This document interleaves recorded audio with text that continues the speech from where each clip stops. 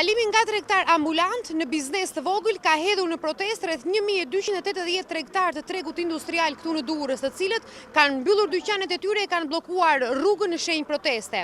Tregtarët shprehen se në një kohë krize kaq të thellë, rritja dhe dyfishimi i taksave sjell falimentim të padiskutueshëm për ta. Paguajmë 450.000 lekë në vit të vjetra, dhe tani i kalon të paguajt 1.100.000. Do t'i marrim niplet dhe do t'i dorëzojmë faliment në bashki.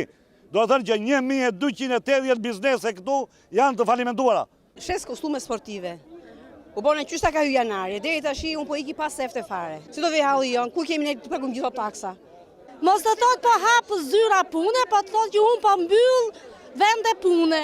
Me plaçkën që kam unë, kjo është një hipokrizi jashtëzakonisht e madhe në raport me premtimet e bëra. Ja ve fajin bashkisë, ku e ka stafin bashkia, që të më sjellë njerëz këtu, të bëjë një monitorim të rregullt, sa xhiro bëhet. Sepse ne nuk arrim vetëm të lajmë qërane e pronarit më. Ata e kanë bërë thirrje drejtuesve të qeverisjes vendore këtu në Durrës, por edhe deputetëve të Partisë Socialiste, të rishikojnë vendimin për uljen e taksave apo mbajtjen e taksave në nivelin e ambulantëve.